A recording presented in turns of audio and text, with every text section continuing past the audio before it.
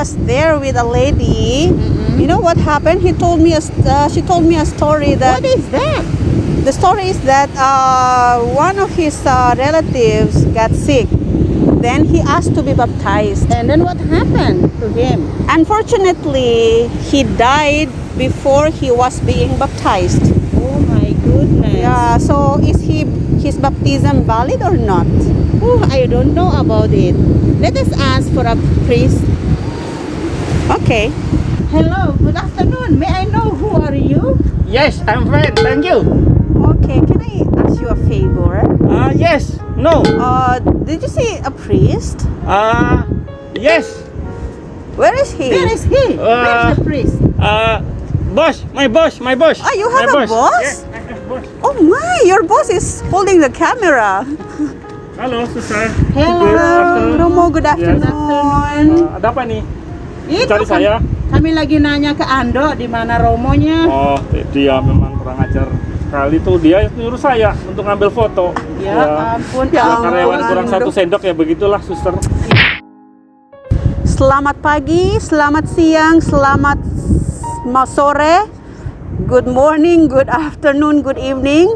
So welcome back to our Cakwe Catechesis in Question episode yang keempat. Oke, so bersama saya sore hari ini Suster Meriansi dan Romo kita Romo Dwi Sumarno.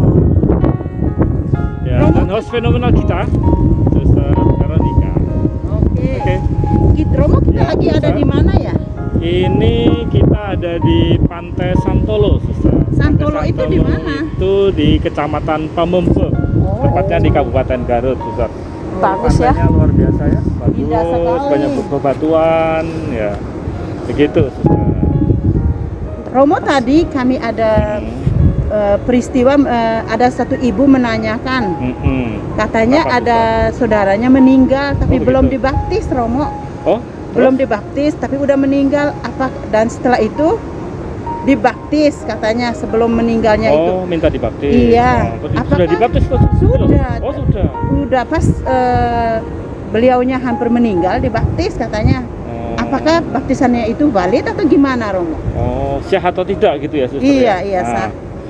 ya begini, Suster, karena ini apa namanya, baptisan disebut sebagai baptisan darurat. Ya, baptisan darurat itu harus dipahami dengan baik. Ya, Oke. ada baptis dalam keadaan biasa, ada baptis dalam keadaan darurat.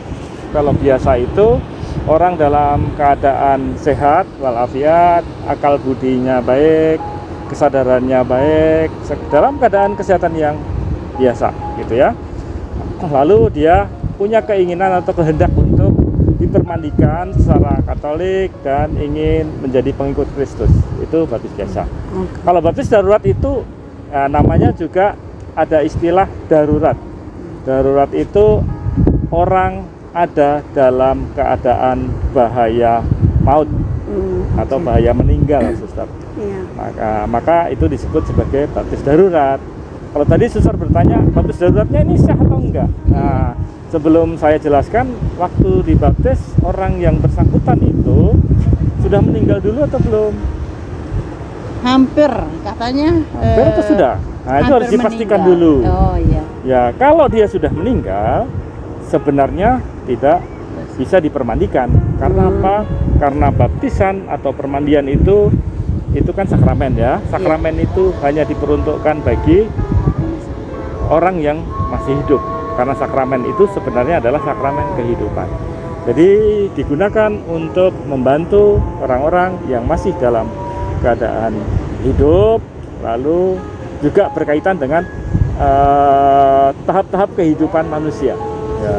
Kalau dia sudah meninggal dan sudah terlanjur dibaptis, sebenarnya baptisannya juga tidak disebut sebagai baptisan lagi, Suster. Oh. Ya. Oke. Ya, maka baptis darurat itu memang harus dipahami. Ada syarat tertentu, Suster, tidak sembarangan ya. Ada 2 syarat minimal untuk sebuah baptisan darurat itu dilaksanakan. Syaratnya apa itu, Romo? Syarat yang pertama itu ada kehendak baik untuk menjadi Kristen atau menjadi pengikut Kristus. Kristus, ya. dia pernah mengungkapkan minimal. Kalau kita tidak tahu sendiri, di suatu waktu yang lalu dia pernah mengungkapkan dia ingin menjadi seorang Katolik dan ingin dibaptis. Iya. Ada kehendak untuk dibaptis pada waktu yang lalu dan itu belum terwujud. Ya, tetapi kebetulan pada saat masa kritis, dia pada saat dia dalam sakrat maut atau dalam bahaya maut, dia punya keinginan untuk dibaptis dan anggota keluarganya itu mengetahui, maka dia bisa memenuhi syarat untuk dibaptis darurat. Yang pertama. Yang kedua itu memiliki pengetahuan akan dasar-dasar iman. Romo, bagaimana kita mengetahui dan menguji iman orang yang dalam keadaan darurat? Ya, memang kita kadang-kadang tidak bisa menguji secara langsung, Suster. Tapi dalam kehidupan lalu, anggota keluarga bisa menyampaikan itu atau menjelaskan itu. Tidak dituntut pemahaman ajaran iman yang memadai, tidak, yang sederhana saja, bahwa dia punya keinginan baik untuk berdoa secara Katolik, lalu dia punya niat baik untuk melakukan perubahan-perubahan hidup sesuai dengan hakikat dasar ajaran iman Katolik. Itu sudah yang disebut dengan pengetahuan tentang ajaran iman melalui syarat baptis darurat. Begitu. Terima kasih Romo ya sudah menjelaskan. Romo, ada yang tanya, kalau dalam keadaan darurat, siapa yang bisa membaptis kalau tidak ada Romo? Oh iya, Suster. Sebenarnya dalam aturan gereja Katolik untuk situasi baptisan darurat itu bisa dibaptis oleh siapapun, Suster. Kalau tidak ada imam yang hadir di sana, mungkin karena keterbatasan soal waktu ya, memanggil Romo mungkin dalam membutuhkan waktu, sedangkan orang yang mau dibaptis ini dalam keadaan situasi darurat yang ingin disegerakan. Nah, maka siapapun boleh membaptis, termasuk juga mereka yang belum dibaptis secara Katolik. Jadi yang boleh membaptis itu bisa orang lain selain imam yang baik sudah dibaptis ataupun yang belum dibaptis. Loh, Romo, bisa ya sembarangan orang membaptis? Apakah ada syaratnya? Oh ya, tidak sembarangan, maksudnya sembarangan banget ya enggak, Suster. Tentu ada syaratnya. Okay. Tidak harus imam ya.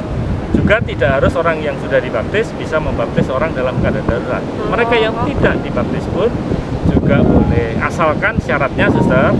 Sekarang syarat yang pertama itu mengenai syarat pembaptisan biasa itu terpenuhi, yaitu ada materi berupa air.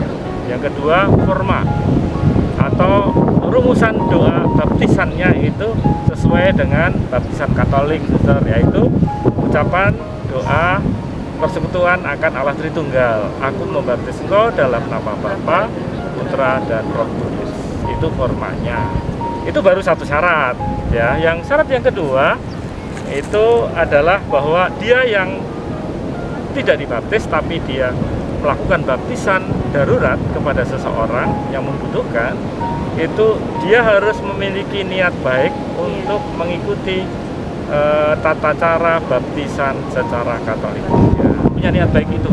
Kalau tidak, apa yang bertentangan dalam dirinya, dia tidak melakukannya untuk proses pembaptisan darurat itu, ya sebenarnya syarat itu tidak terpenuhi, Suster. Jadi dua syarat itu harus terpenuhi. Ada kehendak baik atau niat baik untuk mengikuti aturan-aturan dalam pembaptisan gereja Katolik. Begitu, Suster. Wow, Romo. It is very precisely, very clear, no? Penjelasan dari Romo tentang Thank you, sir. Permandian darurat ya.